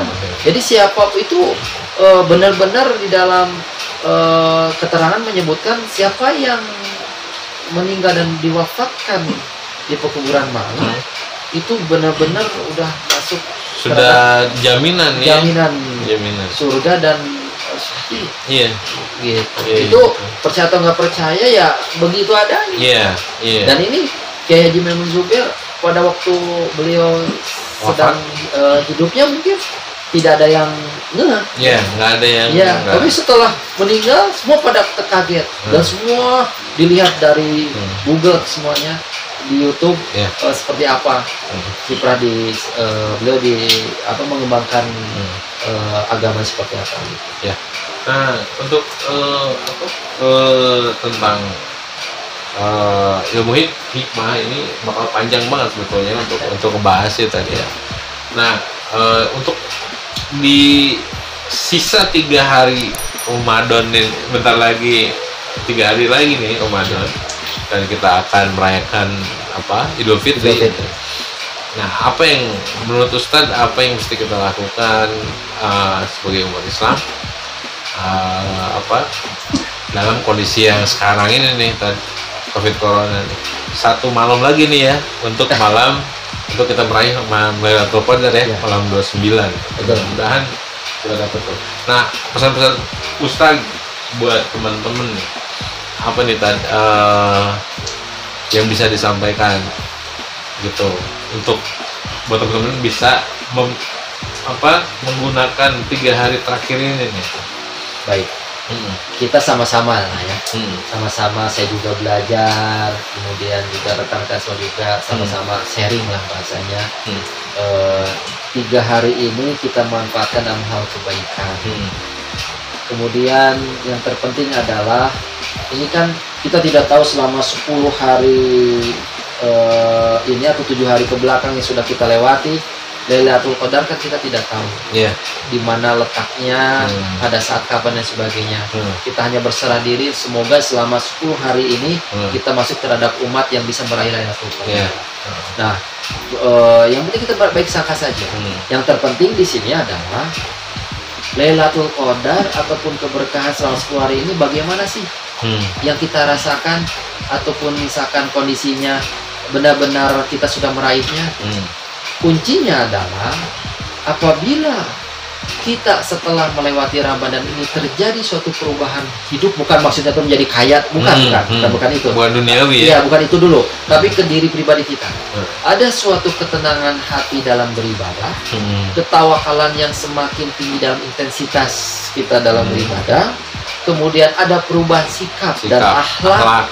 Bukan pada saat Ramadan, kan kalau pada saat Ramadan biasanya nggak pakai koko, kadang-kadang 30 hari pakai koko. Yang biasa ngebohong nggak pernah ngebohong. Nah, kan begitu. Beres dari situ mulai lagi yang hal yang begitu dilakukan. Nah, ini Lailatul Qadar itu sejatinya adalah pada saat setelah tutup Ramadan itu ada suatu perubahan. Sebetulnya itu jadi dia sudah menerima Lailatul Qadar. Nah, jadi Lailatul Qadar itu dia adanya perubahan yang signifikan. Adanya perubahan yang signifikan ya dari kalau kata Abah Nandang, Ustadz Abah Nandang tuh mabrur ya. Mabrur tuh nggak hanya haji, berkah, mabrur berkah gitu. Nah ya itu jadi seputar ilmu hikmah dan Lailatul Qadar ya. Jadi justru kalau kondisi sekarang COVID ini itu sebetulnya hadiah dari Allah. Hadiah dari Allah, disuruh PSBB, disuruh untuk stay at home, gitu kan? Memang itu suatu keberkahan buat kita. Jadi kenapa? Biar lebih enak berzikirnya, beribadah lebih tenang. Nah, sekarang kan terkadang ada orang pakainya buat tiduran lagi, malas. Nah, seperti itu. Jadi ya sampai bulat kayak lebih baik bertafakur dan bersyukur. Ya, mudah-mudahan ini mudah-mudahan dengan adanya virus ini ya itu untuk agama kita jadi makin, dan yang terpenting nih, ilmu hikmah itu bukan tidak takut terhadap COVID, karena kita yakin yakin kepada ketentuan Allah. COVID itu datangnya dari Allah. mau di rumah ataupun tidak di rumah, kalau ketentuan kata Allah bilang Anda dapat, pasti dapat. Terkadang ada orang yang terlalu fobia, ketakutan. Mau ke sini susah pakai plastik. Betul, secara aturan pemerintah diam di rumah kita lakukan. Tapi tidak terlalu harus fobia. Ketakutan semua, jadi ada penyakit namanya anxiety.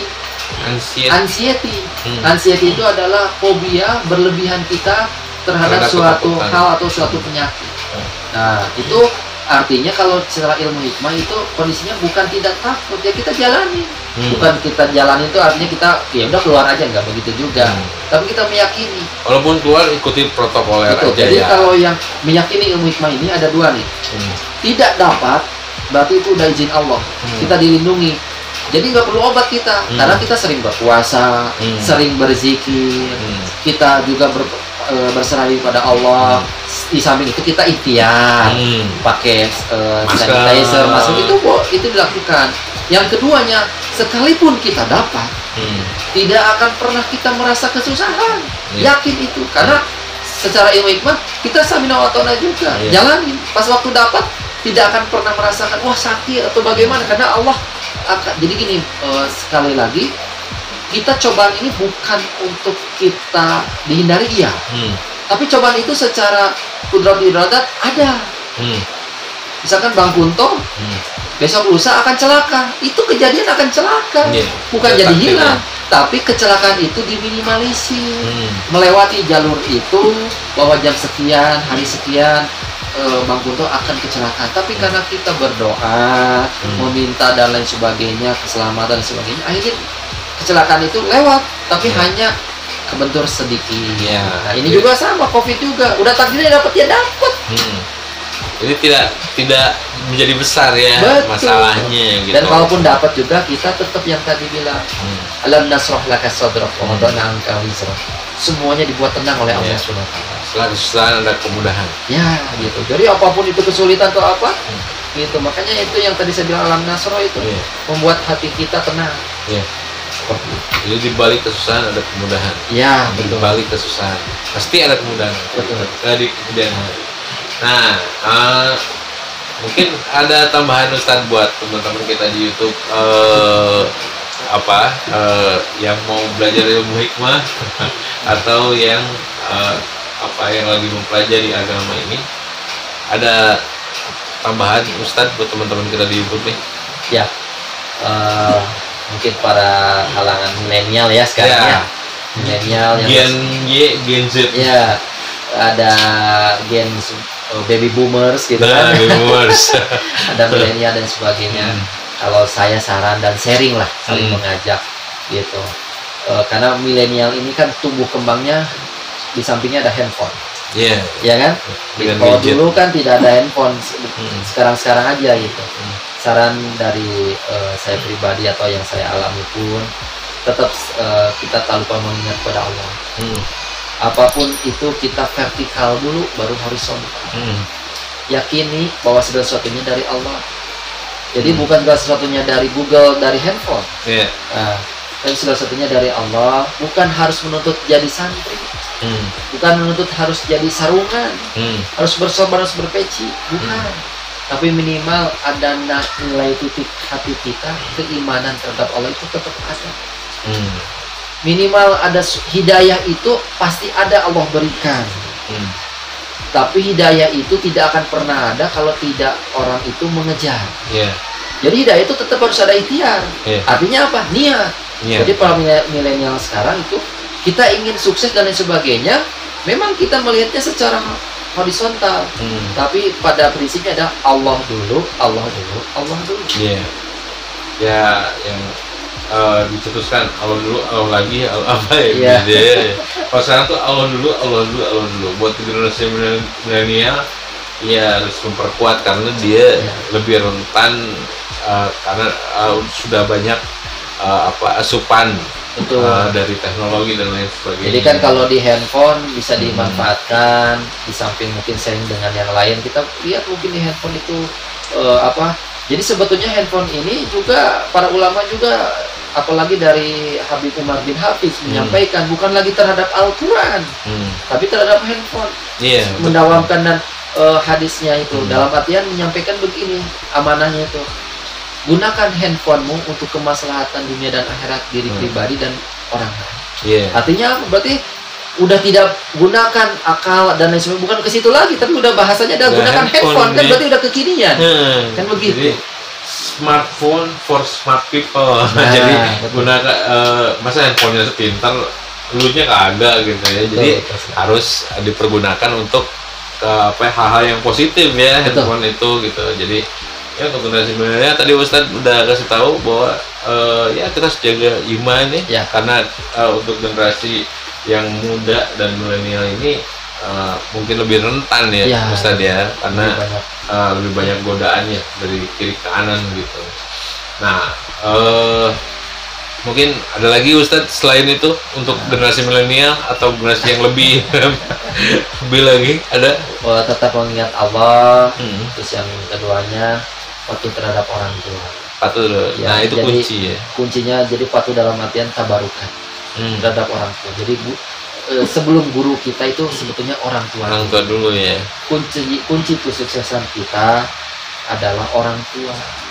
Tidak ridho orang tua, Allah pun juga tidak ridho. Seperti itu ada. Ya. Gitu. Jadi ya kalau mau sukses kayak Ustaz Ruli, Ustaz Tema belajar juga, sama masih belajar. Banyak koleksinya, sama pecinta motor Harley juga gitu. Nah, cintai orang tua, bahagiakan mereka ya tadi ya, gitu. Jadi, nah itu yang kedua nih. Ada lagi? Yang pernah memandang orang lain itu salah. Yang pernah memandang orang lain itu rendah. Rendahkanlah diri kita pribadi, salahkanlah diri kita. Ke orang lain tetap suudzon baik sangka. Karena di balik orang lain itu belum tentu dia tuh salah. Karena Allah menunjukkan keberkahan dan kemaslahatan kita itu mungkin dari mereka. Oh gitu. Nah, jadi itu udah dalam banget sih sebetulnya. Gue pengen lebih banyak untuk ngobrol dengan Ustaz Ruli ini tentang ilmu hikmah, tapi ya karena durasinya juga kita ada sambil nunggu tahajud nih, agak kurang durasi gitu ya tadi. Tapi ya mungkin ada tambahan atau udah cukup ya. Jadi tadi poin ini udah dapet bahwa ilmu hikmah itu ilmu yang kita belajar untuk mencintai Allah ya tadi. Tawadu. Terus dari Ustaz Ruli ini ada tadi ada ujangan. Yang pertama kuatir iman ya tadi ya, ingat Allah terus.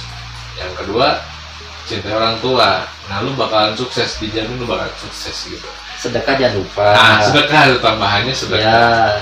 Dijamin lu bakalan sukses, ditambah dengan sedekah yang mungkin harus lebih besar ya tadi. Kalau sedekah ilmu hikmah itu udah nggak mandang warna merah, warna biru. Iya, jadi udah. Nah kalau generasi milenial nggak tahu, merah biru itu uang 100 sama 50 ya.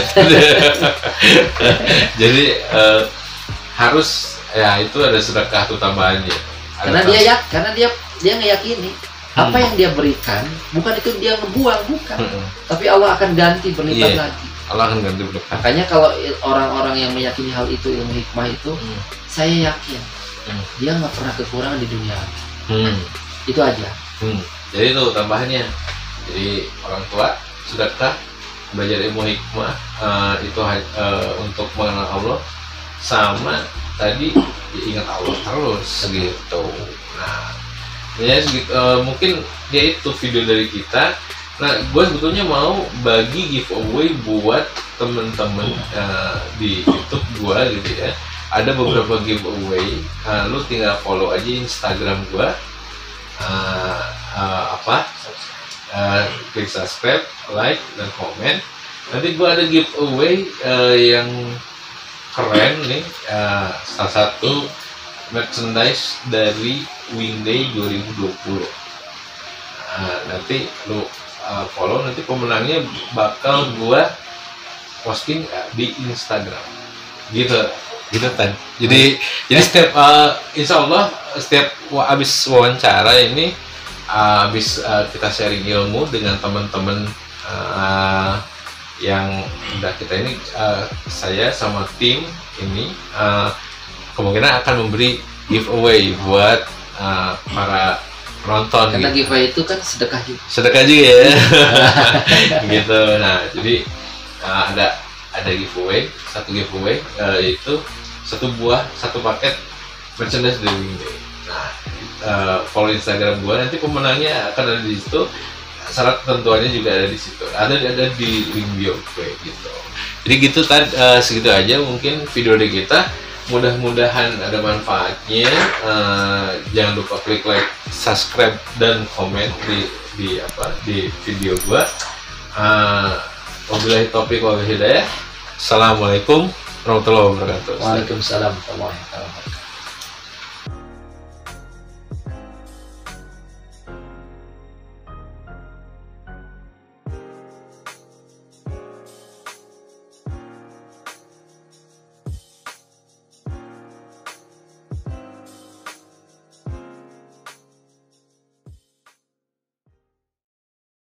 Kata siapa orang soleh tidak boleh banyak harta? Boleh. Orang zuhud itu tidak menempatkan dunia dalam hati, menempatkan hartanya di tangannya saja. Kalaupun saya takdir, Om Kunto takdirnya harus kaya raya dan saya. Amin. Ya, janganlah menjadi orang pelit. Justru kan lebih besar sedekah kita. Amplop lebih gede. Nggak mungkin Anda kasih saya 1 juta kan? Nanti kalau udah kaya betul. Ya itu. Aduh. Setiap wawancara nanti waduh berapa puluh juta. Jadi ya kalau harta itu di tangan aja ya. Di tangan saja. Ya di hati. Karena satu titik kesombongan saja yang dimiliki manusia. Ini menghalangi ke pintu surga. Iya betul.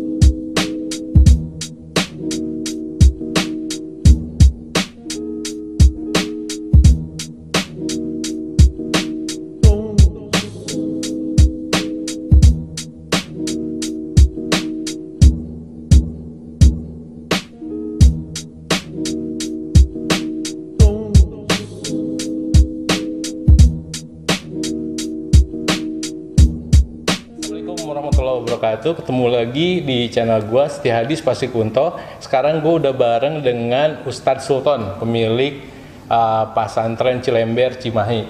Gimana Ustadz? Assalamualaikum warahmatullahi wabarakatuh. Waalaikumsalam warahmatullahi sehat? wabarakatuh. Alhamdulillah sehat. Ustadz, gua mau tanya-tanya ini dikit nih. Pesantren ini berdiri dari tahun kapan? Pesantren Pondok Pesantren Abdul Sahadah berdiri tahun 1967. 1967. Yaitu oleh kakek saya, Kiai Haji Asep Saifuddin bin Kiai Haji Muhammad Abdul Qahar Sindang Eret. Terus 1967. Sekarang penerusnya siapa? Ustaz? Penerus masih ada orang tua. Ada orang tua. Kiai Haji Muhammad Toha Saifuddin. Kiai Haji Muhammad Toha Saifuddin. Jadi Ustaz ini nanti penerus dari orang tua ya? Insya Allah banyak cucu sebetulnya, cuman banyak cucu. Mungkin ya gimana nanti biasanya tumbuh dengan natural. Penerus itu biasanya tumbuh dengan sendirinya. Oh jadi nggak bisa ditentuin ya? Ya mungkin bisa saya atau bisa yang lain. Oh ada karena ada adik kakak yang lain. Banyak sepupu saya. Oh ada sepupu juga termasuk penerus. Sepupu ya? Ada kiai juga di Jakarta, Ustadz Reza juga bikers. Bikers juga. Bikers juga. Terus, oh iya kebetulan Ustadz ini bikers nih. Amin. Bikers, ya? Amin. Nah, baik aja. Baik. Bikers. Nah, kenapa senang dengan motor Harley Davidson nih? Kayaknya saya lihat semua aksesorisnya Harley semua.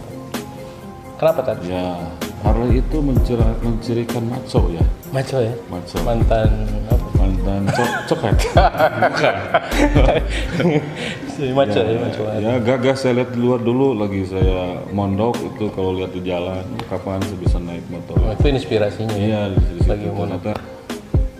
Al-jama'atu rahmatun, berjamaah itu membawa rahmat Allah. Oh, karena Harley jadi sering biarpun rombongan lihat rombongan itu berjamaah mungkin kompak mereka itu. Jadi pas saya mendalami mereka ternyata bukan apa yang diperkirakan di luar ya.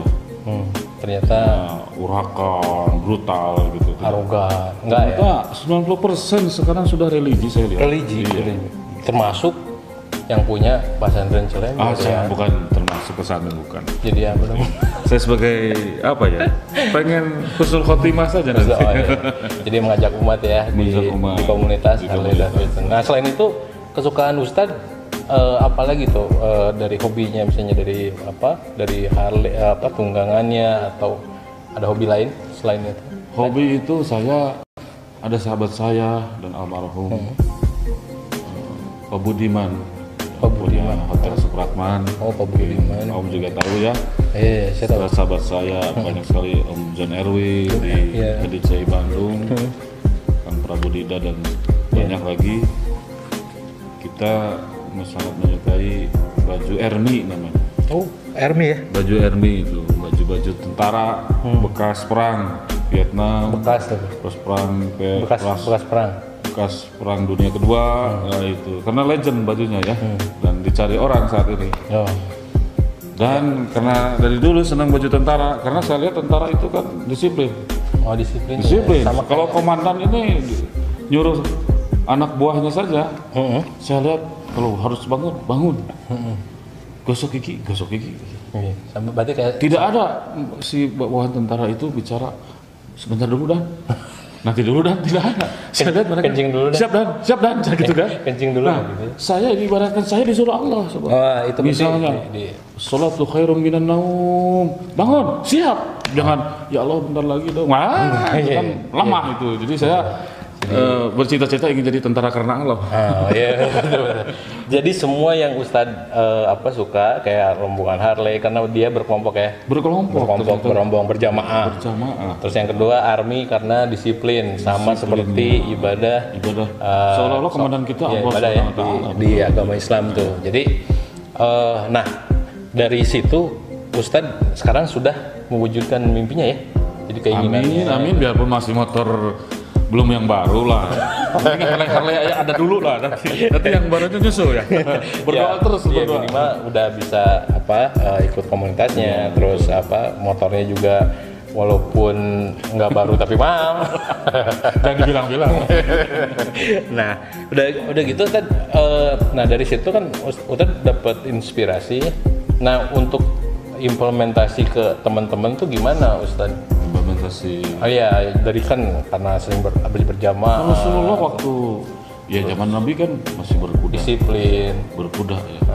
Mungkin sekarang kan motor atau kendaraan mobil. Kenapa nggak Mio gitu Nmax?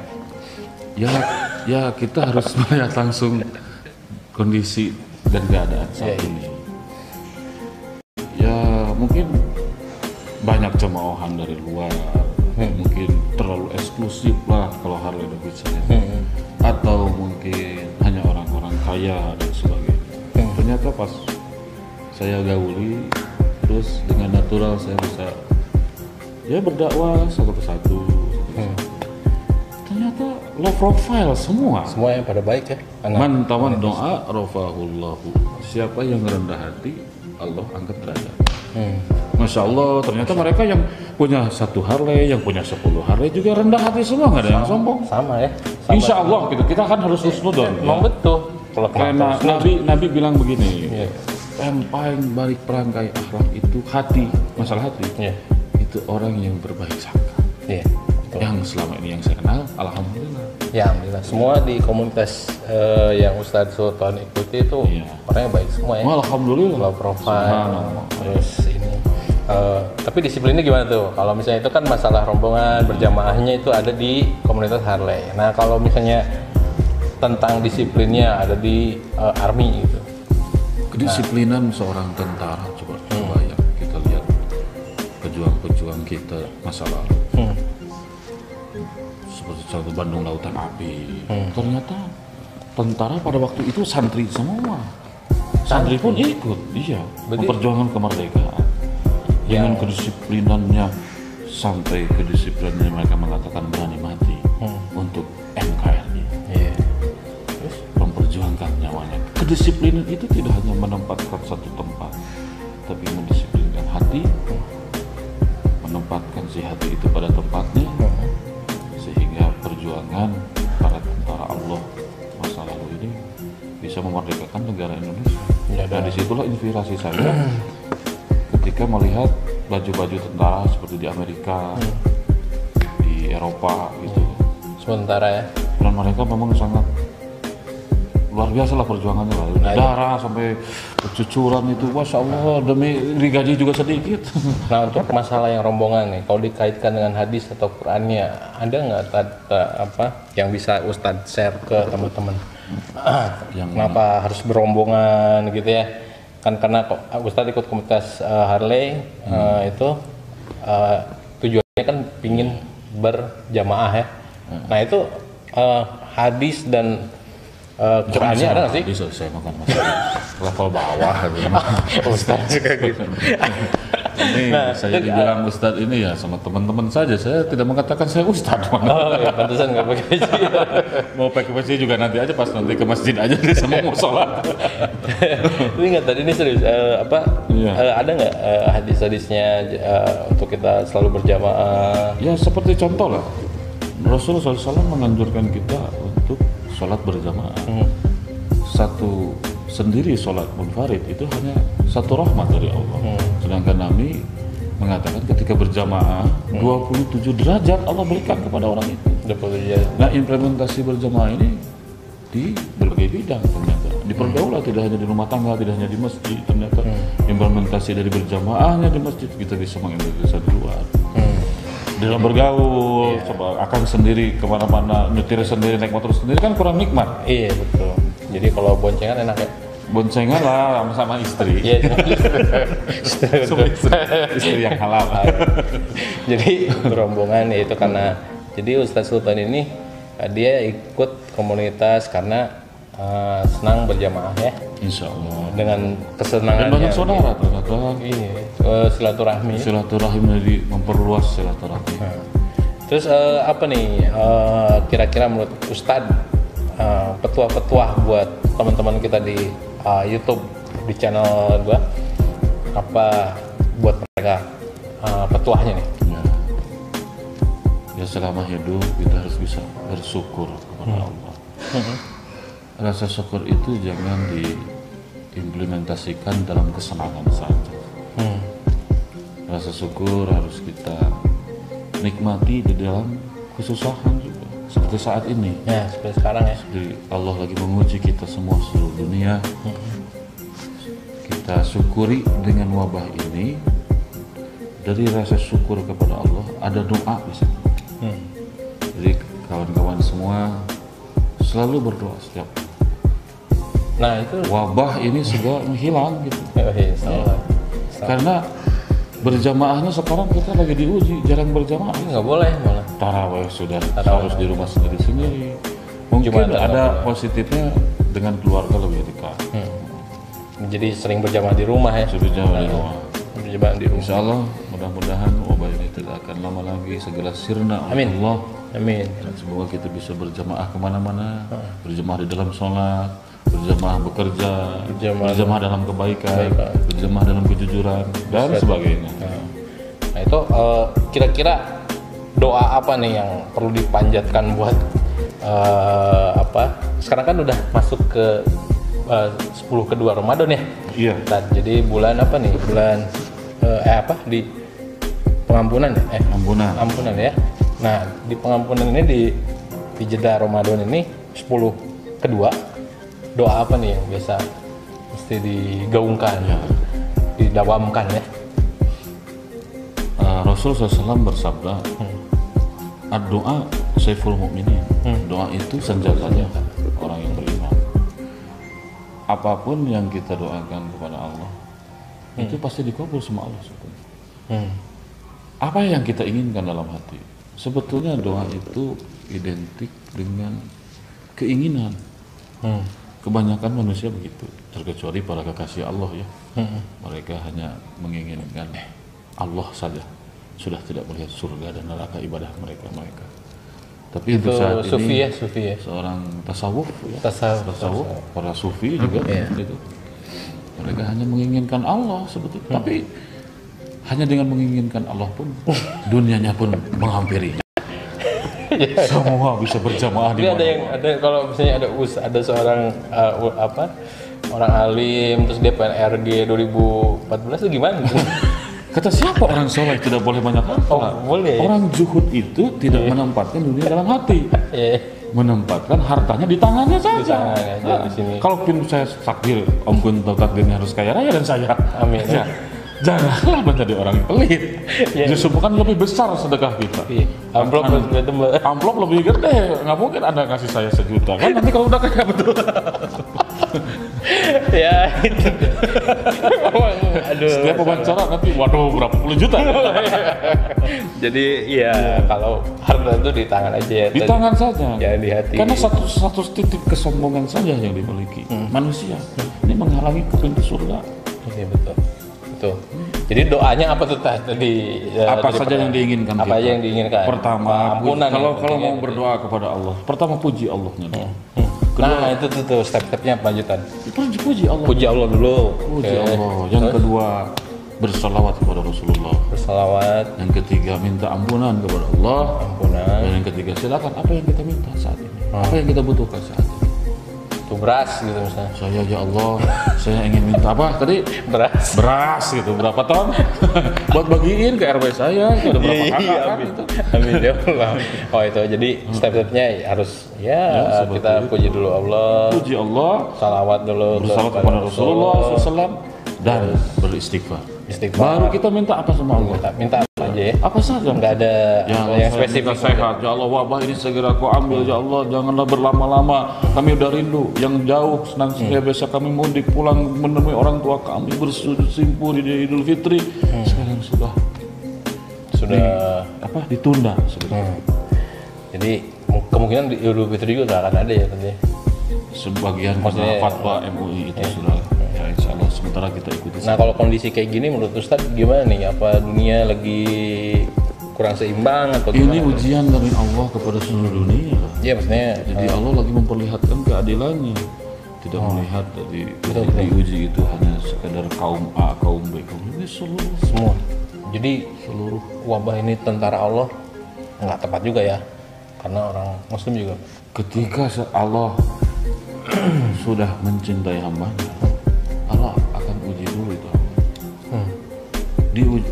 Pengertian ujian di sini, kita ini kebanyakan umumnya manusia, mungkin termasuk saya, pengen diuji itu kekayaan. Oh iya pasti. Kapan saya senang? Kapan saya banyak harta? Ternyata ujian itu yang tidak sesuai dengan keinginan kebanyakan. Daripada di zaman Nabi Muhammad sampai para sahabat semua, perjuangannya segitu getirnya kan. Kalau Anda beda, Anda pengennya dunia senang terus. Gimana sih? Mikir dong. Ya, begitulah. Ya ini Ustadz, jadi Ustadz Sultan ini emang Ustadz yang sebetulnya keilmuannya tinggi banget, tapi ini seneng bercanda, jadi saya sering ketawa. Iya, Nabi Muhammad sering bercanda juga. Oh iya, cuman bercanda Rasulullah tidak pernah menyinggung perasaan. Iya bener, sama kayak Ustadz. Iya, kalau saya nggak pernah menyinggung perasaan. Anda saja yang menyinggung perasaan saya dari. Nggak itu ya, maaf ya. Jadi ya Ustadz, apalagi nih, ada petua buat teman-teman atau ada amal-amalan yang mungkin bisa teman-teman kerjain? Mumpung masih di bulan yang sangat mulia ini, amalannya bighairi hisab tanpa batas. Allah memberikan amalan kepada orang yang berbaik, yang melakukan kebaikan di bulan Ramadan ini. Apapun yang dicontohkan Rasulullah, amalkan semua. Jadi mulai berzikir, kita puasa, tidak boleh mengikuti hawa nafsu lah, Ada 5 yang membatalkan pahala puasa. Satu, al-kidbu, bohong.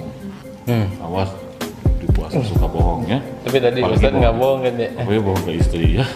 Istri saya nggak Gimana bohong. Pak? Saya dari RW padahal dari RT. Terus udah gitu. Dia satu apa ya? Itu Bohong. bohong. Amalan pembatal puasa ya. Itu pahalanya 0 kan ini. Jadi kalau bohong tuh nol. Jadi cuma Ilal juwal atas Nabi mengatakan banyak umatku di akhir zaman yang berpuasa mereka hanya mendapatkan lapar dan haus saja. Lapar dan haus saja. Ya karena hawa nafsunya Itu berarti bohong itu. Yang kedua rokok. Rokok. Yang kedua kalau dimakan rokok batal. Oh, kalau diisep enggak ya? Oh, maaf, brothers. Ini mungkin MC kita ini lagi puasa. Ya terus udah gitu dan yang membatalkan puasa tuh tadi ada satu bohong, yang kedua apa tuh tadi? Ya makan ya jelas ya. Ada 5 yang membatalkan. Iya itu. Yang membatalkan pahala saum. Salah satu hadis Rasulullah 5 yang membatalkan pahala saum. Satu, al-kidbu, bohong. Yang kedua apa? Lupa. Ngadu domba. Oh, ngadu domba. Iya. Anamimah, ngadu domba. Ngadu domba. Misalnya. Berarti yang punya domba tuh hati-hati. Misalnya. Batak. bukan. Oh bukan. Om Deda bukan. Bukan. Om Deda karena berjanggut panjang itu kamu jangan menghina gitu. Saya juga berjanggut loh ini. Ya. Jadi ngadu domba selama di bulan Ramadan itu mengadu domba orang. Ngadu domba misalnya.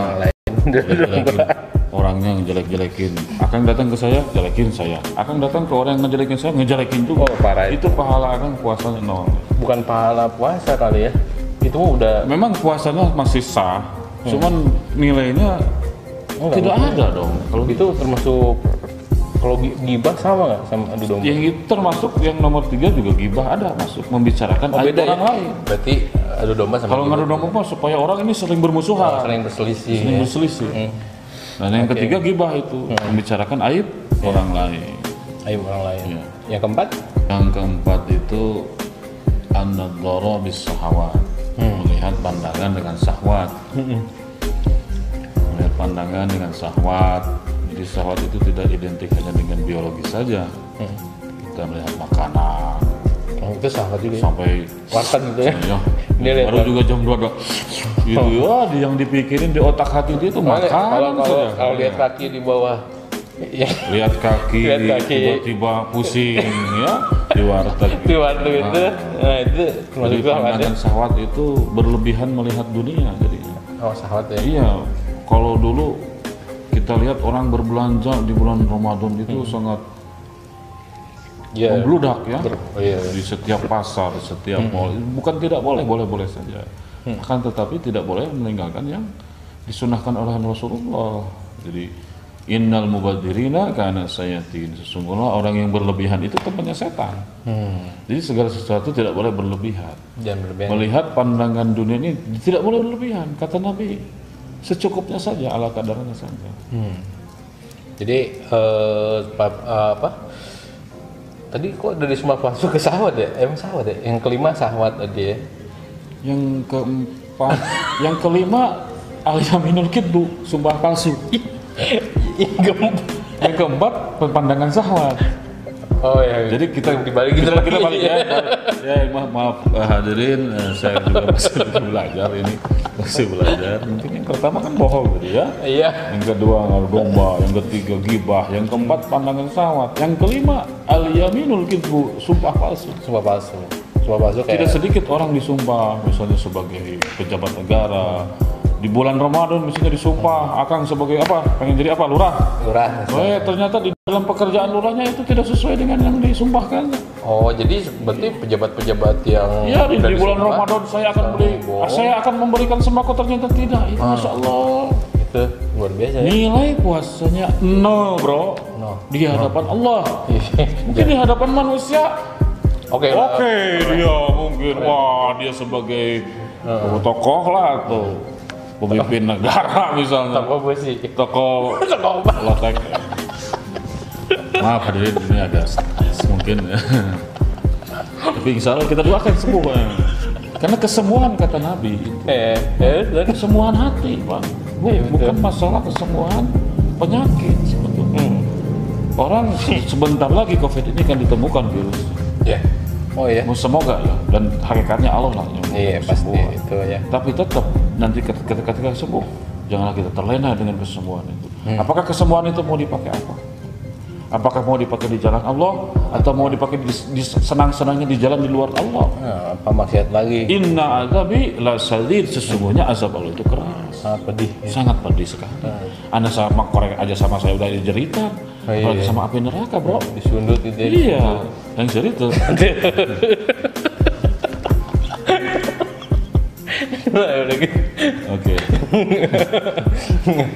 Nah, oke. Jadi kalau ngobrol, jangan bilang Ustadz Kang Sultan lah. Iya, kalau ngobrol sama Ustadz Sultan, karena gue dari dulu tuh udah 14 tahun tuh kenal sama Ustadz Sultan. 2014 kenal sama Ustadz Sultan, gue manggilnya Ustadz, dan gue sangat menghargain Ustadz ini walaupun sering bercanda. Dan gue sebut dia sebagai Ustadz karena dia penerus dari pondok pesantren Cirember nih ya. Pondok apa itu? Pondok pesantren Al-Musahadah. Al-Musahadah yang masjidnya baru tuh lagi dibangun.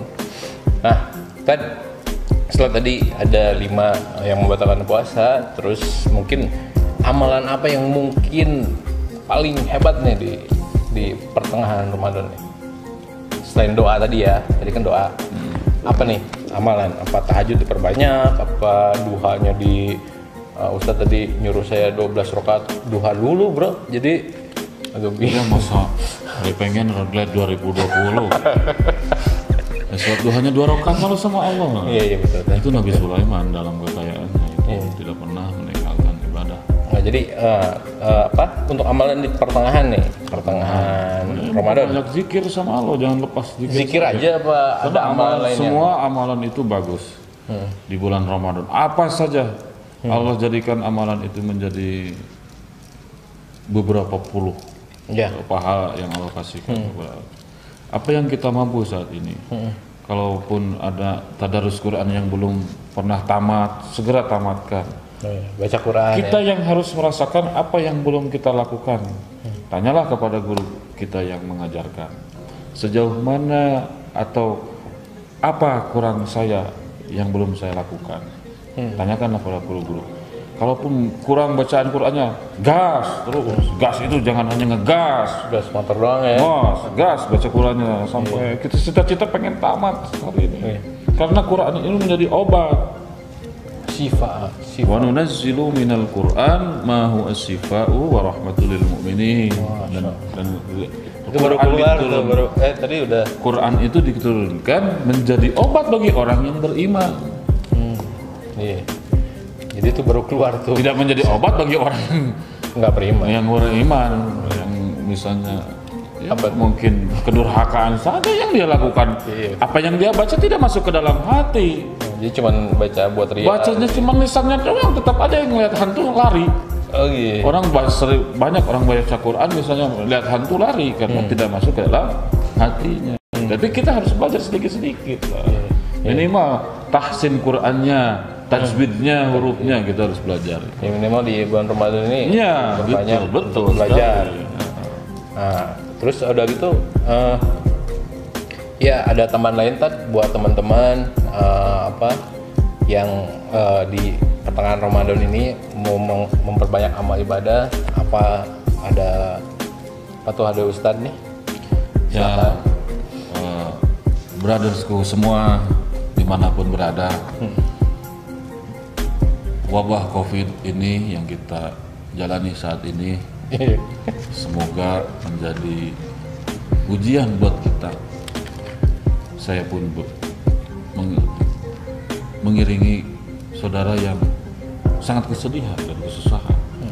Mungkin kalau orang yang berduit dia gampang ya. Mungkin kesetresannya tidak mungkin sesetres orang yang di PHK. Oh iya. PHK banyak. Bulan Ramadan ini, kalau tahun kemarin kita hanya berbagi mungkin 1 juta, 10 juta, 100 juta, mungkin harus bisa lebih tahun ini. Masya Allah. Itu ngegas. Terus? Apalah sholat tarawih kita, saum kita kalau kita belum bisa berbagi dengan orang lain. Betul. Lihatlah kiri kanan di rumah kita, belum yang dapat sembako atau kekurangan dari hal kebutuhan primer dan sekundernya. Mari kita bantu bersama-sama semua. Mantap. Oh, jadi Itu saja. Sekarang langsung bagikan. Udah sholat diterangkan sholat, paling bisa apal didinya mah meureun. Tong sedang enggak. Jadi ya alhamdulillah berarti kata Ustaz Sultan ya harus yang lebih banyak kelebihan materi, tolong dibantu temen saudara-saudaranya yang terkena PHK ya kan. Sodako yang biasanya 100.000 naikin 200.000, 1 juta naikin. Dan dengan sedekah itu jangan takut habis. Insya Allah. As-sodaqatu tadfa'ul bala, sedekah mencegah kefakiran, sedekah mencegah kemiskinan, sedekah akan terus melimpah orang yang bersedekah. Seperti janggut ini kalau dipotong, tumbuh terus. Tumbuh terus ya. Tumbuh terus, malah lebih lebat kalau kita terus potong kan. Tapi jadi air putih-putihnya gitu. Nah, itu mah umur. udah toku ya. Ya siap gitu deh. Jadi segitu aja Ustadz. Ya segitu aja brother semua video dari kita. Mudah-mudahan ini video ada manfaatnya, terus lu bisa amalin apa yang Ustadz Sultan sampaikan. Jangan lupa klik like, subscribe, komen, dan like, and share ya. Ya tadi. Oke. Assalamualaikum warahmatullahi wabarakatuh.